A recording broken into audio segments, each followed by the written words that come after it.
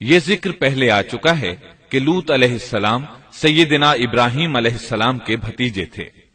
سیدنا لوط علیہ السلام کے باپ کا نام ہاران تھا، جو تارخ یعنی آزر کے بیٹے تھے۔ اللہ تعالی نے لوط علیہ السلام کا پورے قرآن میں 27 بار ذکر کیا ہے۔ یہ ذکر 14 سورتوں میں متفرق مقام پر آیا ہے۔ آپ کا والد آپ کے بچپن ہی میں فوت ہو گیا تھا، اس لیے آپ نے اپنے دادا آزر کے گھر اپنے چچا ابراہیم علیہ السلام کے ہاں پرورش پائی۔ یہی وجہ ہے کہ ابراہیم علیہ السلام کو ان سے بے حد محبت تھی۔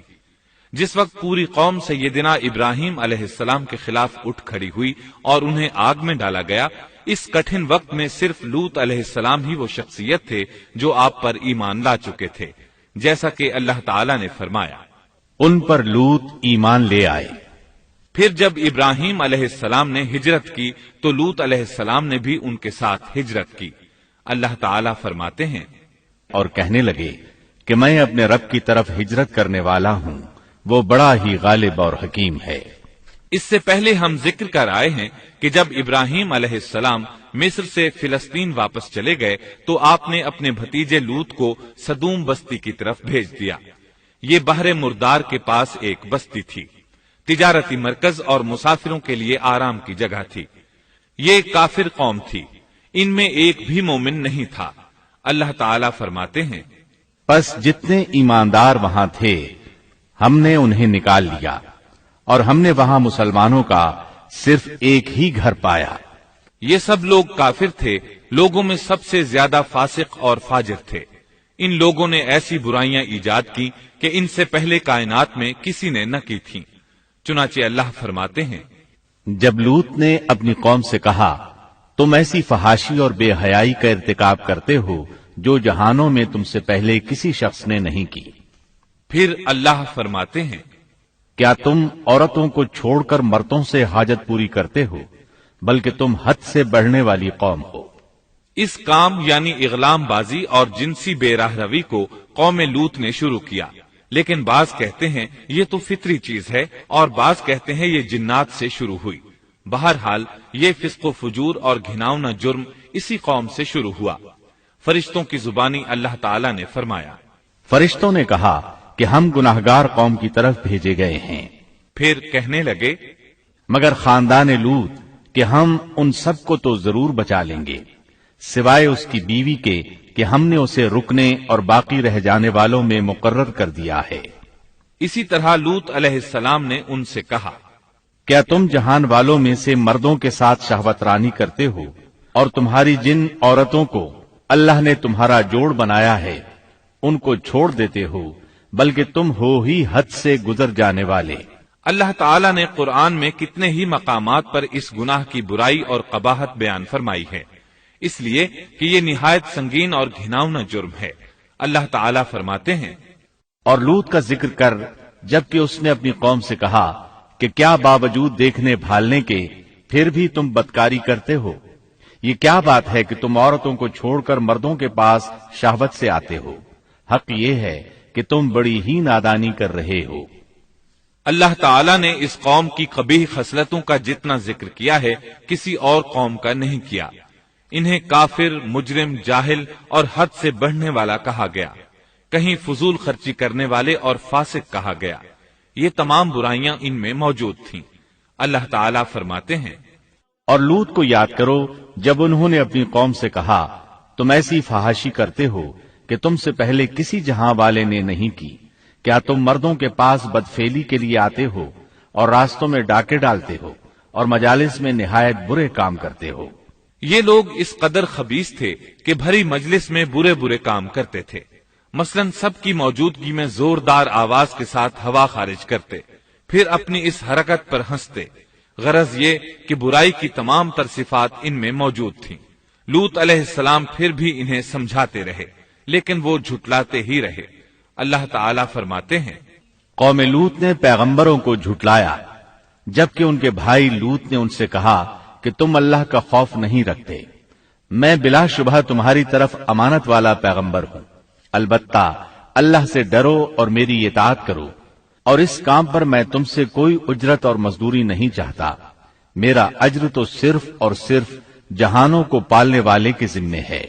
अंबिया का मिशन ही ये होता है कि तबलीग करते रहें, लिहाजा लूत अलैहिस्सलाम दावत देते रहे, लेकिन दावत के नतीजे में कौम का रद्द अमल क्या था, अल्लाह ने इसका भी जिक्र किया है। फरमाया, बस उसकी कौम का जवाब यही होता कि अल्लाह का अजाब ले आ अगर तू सच्चा है। इस्लाम दुश्मन और काफिर कौमों का जवाब यही होता है। कौम आद और कौम समूद ने भी यही जवाब दिया था। दूसरी आयत में है, लूत ने उन्हें हमारी पकड़ से डराया, यानी उन्होंने कहा, ए कौम, अल्लाह की पकड़ से और अजाब से बच जाओ, मोहतात हो जाओ। उसकी लाठी बेआवाज है, लेकिन वो डराने वालों से भी झगड़ते ही रहे। एक और आयत में अल्लाह फरमाते हैं, और उनकी कौम से कोई जवाब न बन पड़ा बजुज इसके कि आपस में कहने लगे कि इन लोगों को अपनी बस्ती से निकाल दो, ये पाकबाज बनने की कोशिश करते हैं।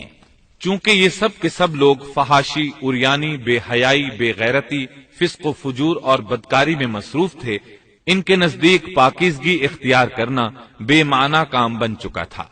लूत अलैहिस्सलाम और उनकी बेटियों के अलावा कोई शख्स पाक न था, सब के सब गिलाजत में डूबे हुए थे। चुनाचे उन्होंने लूत अलैहिस्सलाम को अपनी बस्ती से निकाल बाहर करने का फैसला किया। कहने लगे, ऐ लूत, अगर तू अपने इस वाजो नसीहत से बाज ना आया तो जरूर तुझे निकाल दिया जाएगा। इस पर लूत ने फरमाया, मैं भी तुम्हारे इस घिनावने अमल से बेजार हो चुका हूं। चुनाचे लूत अलैहिस्सलाम उस मौके पर वहां से निकल आए और अपने रब से यूं दुआगो हुए, ऐ मेरे परवरदिगार, मुझे और मेरे अहल को इनके अमल से बचा ले और नजात अता फरमा। कितनी ही आयात में है कि इन लोगों ने लूत अलैहिस्सलाम को बस्ती से निकालने का अज़्म कर रखा था, और लूत अलैहिस्सलाम इस पूरी बस्ती में बेयारो मददगार थे। वहां उनका कोई खानदान तो था नहीं, लिहाजा घर में ही बैठे रहे, दुआ करते रहे, ऐ परवरदिगार, इस फसादी कौम के खिलाफ मेरी मदद फरमा। इस दुआ से इस कौम की एक और खसलत मालूम हुई, और वो ये कि वो फसादी भी थे। सो अल्लाह ने दुआ कबूल फरमाई, फरिश्ते भेजे, जिब्राइल, मीकाइल और मलकुल मौत, और बाज रिवायात के मुताबिक इसराफील को भी इनके साथ भेजा गया। वो सबसे पहले इब्राहिम अलैहिस्सलाम के पास आए ताकि उन्हें इसहाक अलैहिस्सलाम की बिशारत दें। आखिरकार यहां से फरिश्तों ने सदूम का रुख किया। ये फरिश्ते वहां नौजवान लड़कों की सूरत में पहुंचे, उनकी टोलियों के पास से गुजरे ताकि उन्हें आजमा लिया जाए, उन पर हुज्जत कायम हो जाए। मतलब ये कि अल्लाह ताला ने फरिश्तों से कहा था कि उन लोगों को उस वक्त तक हलाक न करना जब तक कि उनके नबी को उन पर इल्जाम लगाते न देख लो। चुनाचे ये फरिश्ते नौजवान और खूबरू लड़कों की सूरत में बस्ती के किनारे पहुंच गए। लूत अलैहिस्सलाम की एक बेटी बस्ती से बाहर किनारे पर रहती थी। जब उसने उन्हें देखा तो डर गई। उसने सोचा, हमारी कौम के लोगों ने अगर इन्हें देख लिया तो जरूर इनसे बुराई करके रहेंगे। इसलिए वो अपने वालिद लूत अलैहिस्सलाम की तरफ दौड़ी। उनके पास पहुंचकर कहने लगी, मैंने चंद नौजवान लड़कों को देखा है और मैं उनके बारे में खौफजदा हूं। लूत अलैहिस्सलाम जल्दी से उनकी तरफ आए, उनसे पूछा, आप कैसे आए हैं? उन्होंने बताया, हम आपके मेहमान हैं। लूत अलैहिस्सलाम चाहते थे उन्हें बाहर ही से दूसरी तरफ रवाना कर दें, लेकिन जब उन्होंने कहा कि हम मेहमान हैं तो वो उन्हें जाने के लिए न कह सके। चुनाचे उनसे बोले, अल्लाह की कसम, जमीन की पुश्त पर इससे खबीस और गंदी कौम हमने नहीं देखी और न ही किसी के बारे में ऐसा मालूम हुआ। आपने दोबारा, सहबारा और फिर चौथी बार भी उनसे यही बात कही ताकि उन नौजवानों को हालात का इल्म हो जाए, वो भांप लें। लेकिन वो तो फरिश्ते थे और लूत अलैहिस्सलाम की कौम के खिलाफ गवाही तलाश कर रहे थे। आखिर लूत अलैहिस्सलाम उन्हें अपने घर ले आए, उन्हें बिठाया। लूत अलैहिस्सलाम की बीवी काफिर थी और कौम के साथ थी। वो बाहर गई और उसने लोगों को बताया कि उसने लूत अलैहिस्सलाम के घर में ऐसे खूबसूरत चेहरों वाले नौजवान देखे हैं कि जमीन पर आज तक उन जैसे कहीं नजर नहीं आए। ये सुनते ही वो सब लूत अलैहिस्सलाम के घर की तरफ लपके। कुरान करीम में आता है, लोग जल्दी से उसकी तरफ लपके और वो इससे पहले फहाशी के आदी बन चुके थे। एक जगह अल्फाज हैं, शहर के लोग खुश होते हुए आए, وہ اس حد تک فاسق اور فاجر بن چکے تھے کہ خوش ہوتے ہوئے وہاں آئے تاکہ ان خوبصورت لڑکوں سے لذت حاصل کر سکیں۔ یہ گھر کے سامنے پہنچ گئے تو لوط علیہ السلام انہیں روکنے کے لیے گھر سے نکلے۔ ان سے فرمایا، اے میری قوم، تمہاری خواہش کے لیے میری بیٹیاں موجود ہیں، یعنی قوم کی عورتیں موجود ہیں۔ نبی قوم کا باپ ہوتا ہے، اس کی بیویاں قوم کی مائیں اور قوم کی عورتیں اس کی بیٹیاں شمار ہوتی ہیں، جیسا کہ سورہ ہود میں آتا ہے۔ کہنے لگے، اے میری قوم، میری یہ بیٹیاں تمہارے لیے پاکیزگی کا باعث ہیں، لہذا اللہ سے ڈرو اور مجھے میرے مہمانوں کے بارے میں رسوا نہ کرو۔ کیا تم میں کوئی بھلا شخص موجود نہیں؟ آپ کی بات کے جواب میں انہوں نے کیا جواب دیا، قرآن مجید میں آتا ہے۔ کہنے لگے، لوط، تو جانتا ہے تیری بیٹیوں یعنی قوم کی عورتوں سے ہمیں کوئی سروکار نہیں، ہم جو چاہتے ہیں تمہیں خوب معلوم ہے۔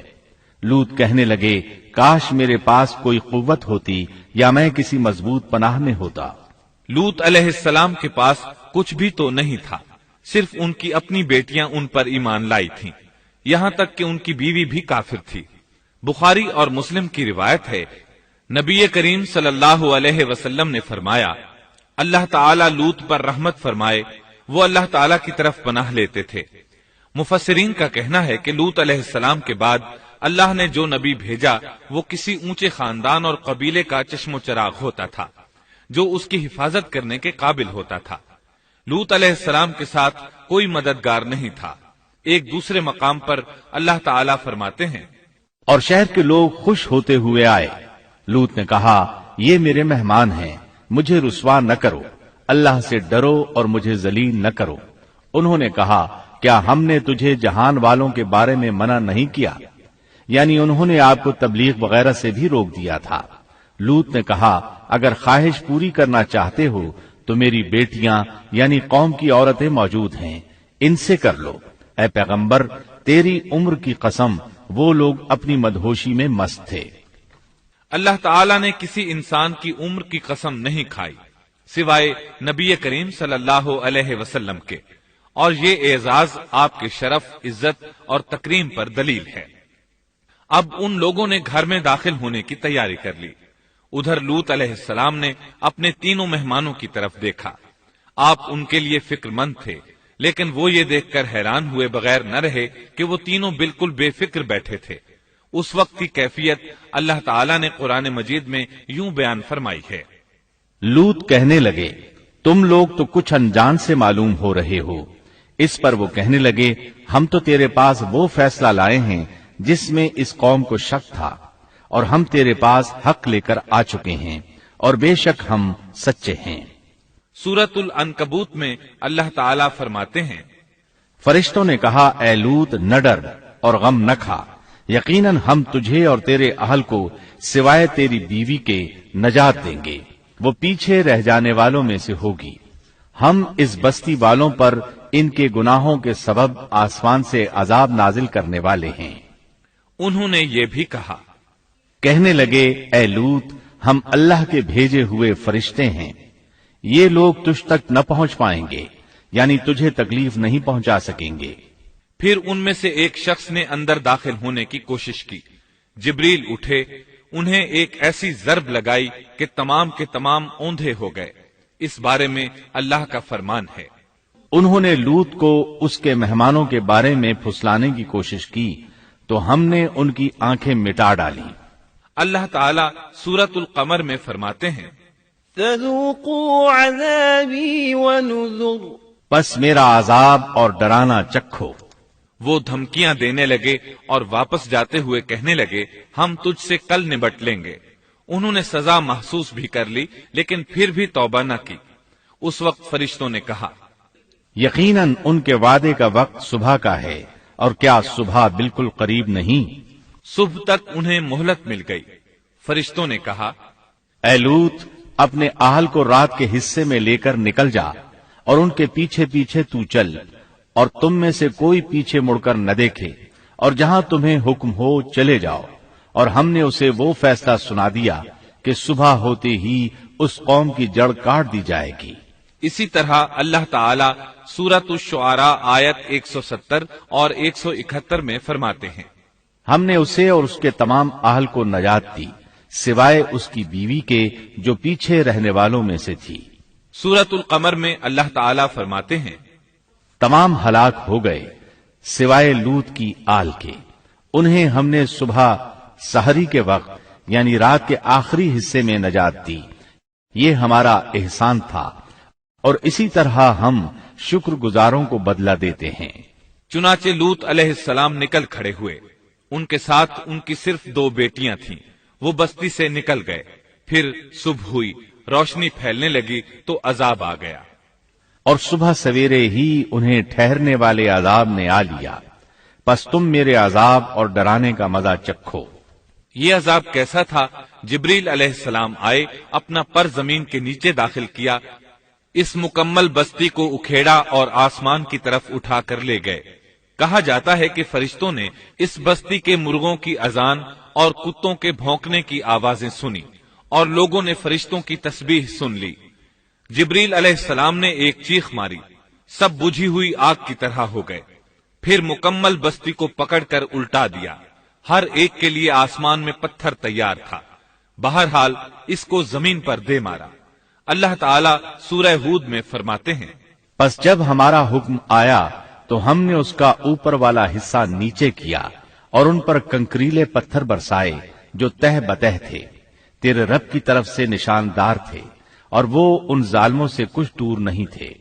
سورۃ الحجر میں اللہ فرماتے ہیں، روشنی ہوتے ہی انہیں بڑے زور کی چیخ نے پکڑ لیا، پھر ہم نے اس کا بلند حصہ نیچے کیا اور ان پر کنکر والے پتھر برسائے۔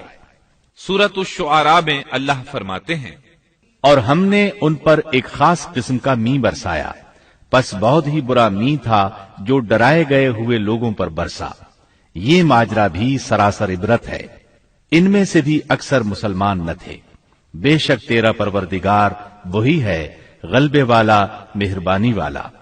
سورۃ النجم میں اللہ فرماتے ہیں، اور اس نے الٹائی ہوئی بستیاں گرا دی، پھر ان کو اس چیز سے ڈھانپا جس سے بھی ڈھانپا، مطلب یہ کہ ان پر پتھروں کی بارش برسائی، پس تم اپنے رب کی کون کون سی نعمتوں میں جھگڑو گے۔ یہ شخص بھی پہلے ڈرانے والوں کی طرح ایک ڈرانے والا ہے۔ اس طرح یہ بستی سدوم باہر مردار کے علاقے میں تہس نہس ہو گئی اور اس کے آثار و نشانات قیامت تک کے لیے چھوڑ دیے گئے ہیں۔ ان نشانات کو اسی لیے باقی چھوڑا گیا ہے کہ سارا جہان ان کو دیکھ کر عبرت پکڑے، فحاشیوں سے باز آ جائے، خاص طور پر سب سے بڑی فحاشی جو قوم لوط کا عمل تھا اس سے باز آ جائیں۔ سیدنا لوط علیہ السلام کے اس قصے میں قرآن حکیم اور احادیث نبوی سے یہ بات ثابت ہوتی ہے کہ سیدنا لوط علیہ السلام جس قوم کی طرف مبعوث کیے گئے تھے وہ قوم اخلاق کے اعتبار سے بالکل ختم ہو چکی تھی اور اب اس کی اصلاح ناممکن ہو چکی تھی۔ اس قوم نے اپنے جرم کو جرم بھی نہیں سمجھا تھا، عام مقامات پر اعلانیہ بے حیائی کرنا ان کا مشغلہ تھا۔ یہ ایسا عمل تھا جس کی ماضی میں کوئی نظیر نہیں ملتی۔ مردوں کا مردوں سے اختلاط اور عورتوں کا عورتوں سے، یہ ایسا فعل تھا جو جنگل کے وحشی جانور بھی نہیں کرتے۔ یہی وجہ تھی کہ یہ قوم اپنے میں سے کچھ نیک لوگوں کو بھی برداشت نہیں کرتی تھی، وہ انہیں نیکی اور شرافت کی دعوت دیتے تھے، اسی لیے وہ ان کے سخت مخالف ہو گئے تھے۔ قرآن کریم نے اس قوم کے 3 بڑے جرائم کا ذکر کیا ہے، یہ کہ تم مردوں سے بدفعلی کرتے ہو، مسافروں کو لوٹ لیتے ہو، عام مجلسوں میں اعلانیہ فحاشی کرتے ہو۔ ان 3 گناہوں میں سے سب سے پہلا گناہ بدترین گناہ تھا۔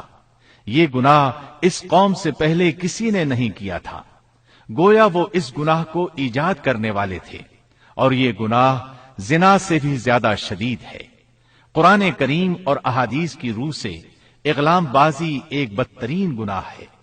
احادیث میں اس گناہ کی مختلف سزائیں آئی ہیں۔ ایک روایت میں ہے کہ فاعل اور مفعول دونوں کو قتل کر دو۔ بستی سدوم عذاب کے نزول سے قبل کن حالات سے دوچار تھی، سورۃ الزاریات آیت 35 اور 36 میں یوں بیان ہوا ہے، پھر ہم نے ان سب لوگوں کو نکال لیا جو اس بستی میں مومن تھے۔ یعنی لوط علیہ السلام اور ان پر ایمان لانے والے، سو ہم نے اس بستی میں سوائے ایک گھر کے مسلمانوں کا کوئی گھر نہ پایا۔ اس کا مطلب ہے وہاں صرف سیدنا لوط علیہ السلام اور ان کا گھرانہ مسلمان تھا، باقی سب گھر کافروں کے تھے۔ اللہ تعالیٰ کسی قوم کی مکمل تباہی کا فیصلہ اس وقت تک نہیں کرتے جب تک کہ اس قوم میں کچھ قابل لحاظ بھلائی موجود ہو، مگر جب قوم کا حال یہ ہو جائے کہ اس میں بھلائی آٹے میں نمک کے برابر بھی باقی نہ رہے، تو ایسی صورت میں اللہ کا قانون یہ ہے کہ نبی اور اس پر ایمان لانے والوں کو اپنی قدرت خاص سے کسی نہ کسی طرح بچا لیا جاتا ہے، اور باقی لوگوں کے ساتھ وہی معاملہ کیا جاتا ہے جو ہوش مند تاجر اپنے ٹوکرے کے گلے سڑے پھلوں کے ساتھ کرتا ہے۔ اچھے پھل ان میں سے نکال لیتا ہے اور سڑے ہوئے باہر پھینک دیتا ہے۔ عذاب کے بعد اللہ تعالیٰ نے اس شہر کے کھنڈرات کے بارے میں سورۃ الزاریات آیت 37 میں یوں فرمایا ہے، اس عذاب کے بعد ہم نے وہاں بس ایک نشانی ان لوگوں کے لیے چھوڑ دی جو دردناک عذاب سے ڈرتے تھے۔ اس نشانی سے مراد بحیرہ مردار ہے۔ اس کا جنوبی علاقہ آج بھی ایک عظیم تباہی کے آثار پیش کر رہا ہے۔ ماہرین آثار قدیمہ کا خیال ہے کہ قوم لوط کے 5 بڑے شہر شدید زلزلے سے زمین میں دھنس گئے تھے اور ان کے اوپر بحیرہ مردار کا پانی پھیل گیا تھا۔ اس خیال کی وجہ یہ بتائی جاتی ہے کہ بحیرہ مردار کا وہ حصہ جو اللسان نامی جزیرے کے جنوب میں واقع ہے وہ صاف طور پر بعد میں پیدا ہوا ہے، اور قدیم بحیرہ مردار کے جو آثار اس جزیرے کے شمال میں نظر آتے ہیں وہ جنوب میں پائے جانے والے آثار سے بالکل مختلف ہیں۔ ماہرین آثار قدیمہ نے اس سے یہ بات اخذ کی ہے کہ جنوب کا حصہ پہلے اس بحیرہ کی سطح سے بلند تھا، بعد میں زلزلے سے دھنس کر زمین کے نیچے چلا گیا۔ اس دھنسنے کا زمانہ بھی 2000 برس قبل مسیح کے قریب معلوم ہوتا ہے، اور یہ زمانہ تاریخ کے اعتبار سے سیدنا ابراہیم علیہ السلام اور سیدنا لوط علیہ السلام کا زمانہ ہے۔ 1965 عیسوی میں آثار قدیمہ کی ایک امریکی ٹیم کو اللسان جزیرے پر ایک بہت بڑا قبرستان ملا۔ اس میں 20,000 سے زائد قبریں تھیں۔ اس سے اندازہ ہوتا ہے کہ قریب ہی کوئی بڑا شہر آباد تھا۔ اس لیے عین ممکن ہے کہ جس شہر کا یہ قبرستان ہے وہ بحیرہ میں غرق ہو چکا ہو۔ بحیرہ کے جنوب میں جو علاقہ ہے اس میں اب بھی ہر طرف تباہی کے آثار موجود ہیں، اور زمین میں گندھک، رال، کول تار اور قدرتی گیس کے اتنے بڑے ذخائر پائے گئے ہیں کہ ان کو دیکھ کر یقین ہو جاتا ہے کہ کسی وقت بجلیوں کے گرنے سے یا آتش فشاں کا لاوا نکلنے سے یہاں آگ پھٹ پڑی تھی۔ اللہ تعالیٰ سورہ ہود کی آیت 83 میں ارشاد فرماتے ہیں، پتھراؤ کا یہ عذاب آج بھی ظالموں سے دور نہیں۔ مطلب یہ کہ جو قوم اس قوم کی طرح ظلم اور بے حیائی پر جم جائے وہ اپنے آپ کو اس جیسے عذاب سے دور نہ خیال کرے۔